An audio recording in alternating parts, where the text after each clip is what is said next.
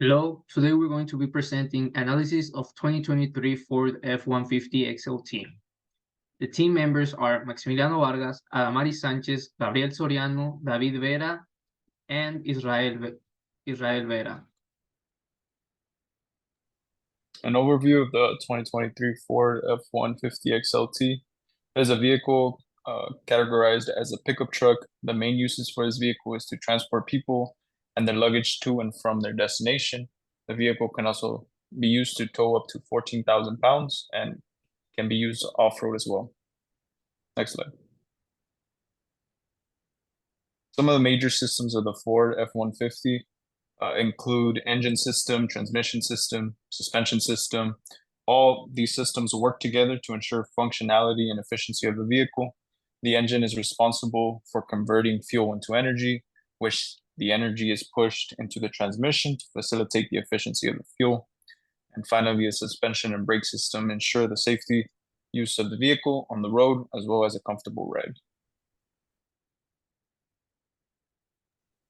So the engine is arguably the most important part of any car, especially the Ford F-150. The main job is to turn fuel into kinetic energy, which will eventually move the car forward. But it also has many other jobs, such as powering electrical systems and so on and so forth. It is usually made via aluminum, 2024 T6 aluminum, and this specific one that we are analyzing is a 5.0 liter V8, which 5.0 liter means how much displacement is in the overall engine, and V8 is just how many pistons it has. The flow of energy flows from the piston cylinder, and those pistons will fire and hit the crankshaft, which is then converted into rotational kinetic energy through the flywheel and eventually makes its way through the transmission. Next slide.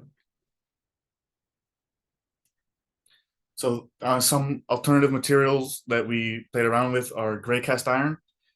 We decided it would be gray cast iron to ensure the durability of the engine, because in previous years of this specific car, a lot of the durability of the engine came into question when people had problems with it. Some more advantages of it are the availability and the cost of the material. It's a lot cheaper than aluminum. But some disadvantages, though, come with the engine is inherently heavier because it's denser, and it does not dissipate heat as well as aluminum does. And of course, it doesn't machine as well as aluminum does. So those are some of the advantages and disadvantages of gray cast iron compared to aluminum. Next slide. An alternative manufacturing plan will be to first, it's the same. You would use a sand cast in order to make the overall block of the engine. And then holes will be drilled or tapped into the engine to make sure that you can have accessibility to the water pump, alternator, so those can be put onto the engine. And the main stress points of the engine will be forged to make sure that, again, the durability will be able to withstand a lot of stresses. And finally, the pieces that require dimensional accuracy will be machined down to specific tolerances so the engine can work properly. Next slide.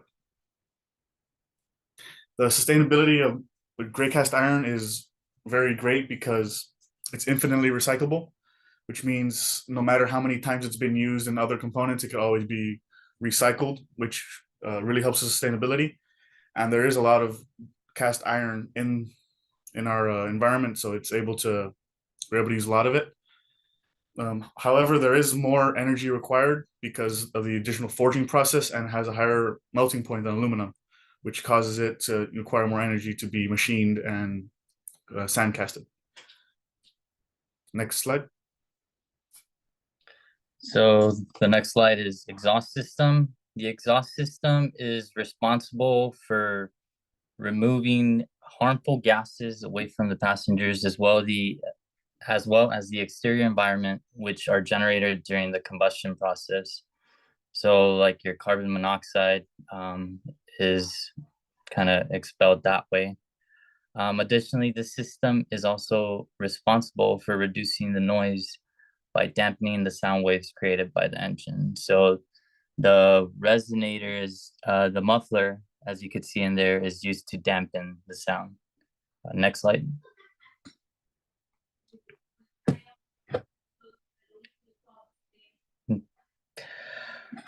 The manufacturing process of the exhaust. The exhaust assembly piping is usually made from aluminized steel.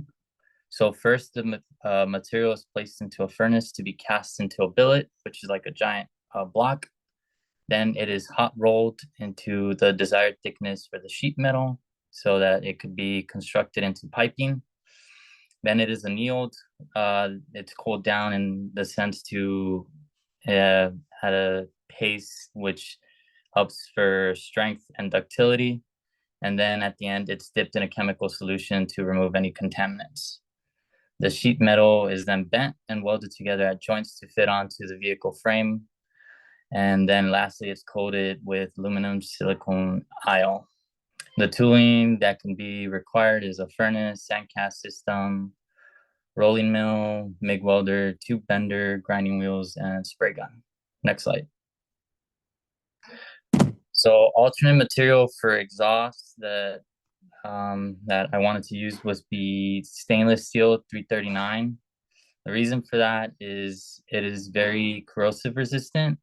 The manufacturing process is also similar to the current material being used, and it looks better, as you can tell by the picture there.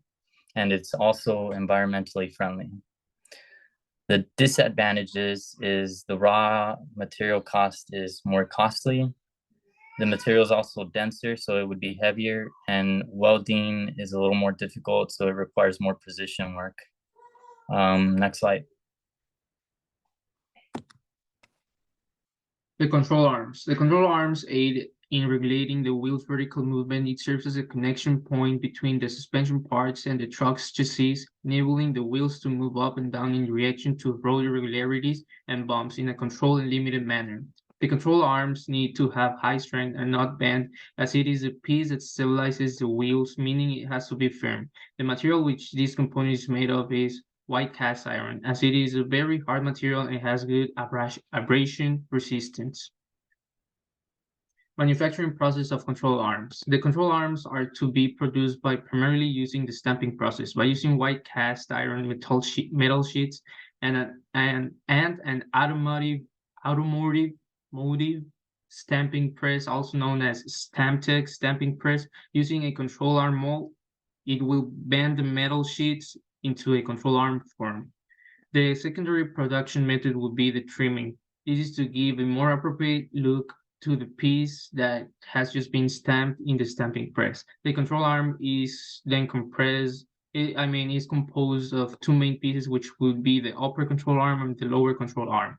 There is a need for drilling to make holes for the ball joints. The assembly operation will be riveting, as the control arms are just one complete piece. Tooling. The tooling are the control arm molds, abrasive arbor grinder, drill metal sheets, and their grinder, bolts, and screws. Control arm sustainability. White cast iron is made from pig iron and is typically cheaper than other materials like steel or aluminum.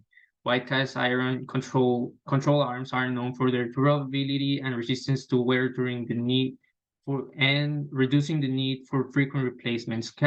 Also, cast iron is highly recyclable, and control arms can be recycled at the end of their life.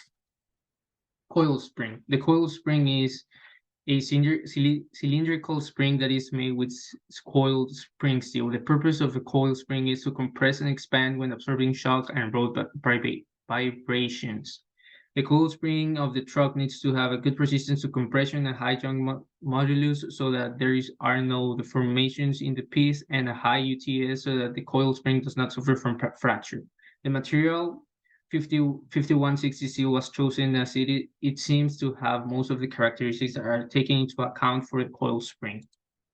Manufacturing process of the coil spring. The primary method of production of this piece is the coiling method by using the 5160 steel metal and the machine CNC spring machine specialist. The coils for the truck are made. This machine is specifically made for the purpose of making spring coils for automobiles. The secondary method of production would be trimming by using the automatic edge trimming machine in order for there to not be any sharp edges in both ends of the coils on the top and on the bottom. The assembly of the piece consists of connecting the spring coil to the damper shock body by inserting it inside the coil spring, which is then connected to both ends on the top and on the on the top and the top nut. Is placed as it is a piece that maintains the connection between the coil and the damper body. The tooling needed will be powder metal, drill screws, notches, plastic tops, and brushes. Coil spring sustainability. 5160 steel coil springs are known for their durability and long lifespan, reducing the need for frequent replacements, thus conserving resources and reducing waste. A steel coil spring can be easily recycled, providing a sustainable source of raw material for new products. Steel coil springs are generally heavier than alternative materials, but the durability and recyclability of steel can offset this impact over the long term. Okay, for the wheel and tire system, designing, manufacturing, and assembling the wheels and tires for the truck is very crucial. These parts serve more than just moving the vehicle, but it also impacts the performance while choosing, it depends on choosing which type of tire or wheel you pick. Next slide. So a little description about the wheel. It is a circular component made of steel. It consists of metal rim, some spokes sometimes, and hubs. So it also provides support for the vehicle. It allows smooth movement along the road and is designed, it varied on the base of the vehicle type. And it is usually made out of low carbon steel or aluminum, 6061 to be exact. So the wheels for the 23 F-150 XLT is usually alloy painted wheels, and wheels in the inch size is 17. Next slide. Okay, for the tires, it's the outermost ring-shaped component, so it's the rubber part. It is anchored to the wheels by beads. The structure includes treads, the carcass, the inner lining, and belts, and it is usually made of butadiene, rubber, and polyester or nylon as a fabric. So the wheels they're all touring tires used for the 2023 F-150 XLT, and the size is 2065 or 70 R17. So for the manufacturing and assembly of the wheels, the manufacturing process method the primary process is casting or forging, which is molten steel, and it is used to form the wheel. In this process, you can pick different shapes or sizes depending on which one you want. Then it's machining, so milling and the turning processes, and then heat treatment to enhance the strength and durability. The secondary process includes the finishing of the surface, so painting or powder coatings. For the assembly method, inspection and cleaning is very important because this is what really affects the tire mounting process. So next slide. So for the tires, the manufacturing and assembly process, for the primary method of the manufacturing, the compound and mixing. So in this part, you pick which rubber compounds you want, synthetics and rubbers. And at this part, this is where you blend it to make the rubber compound that you will extrude.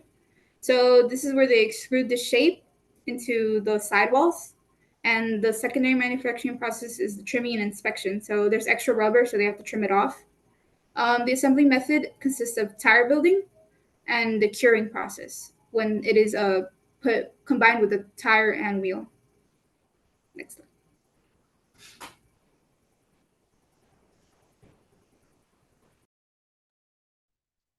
So the car bumper is pretty crucial to a vehicle for protection on the road and off the road.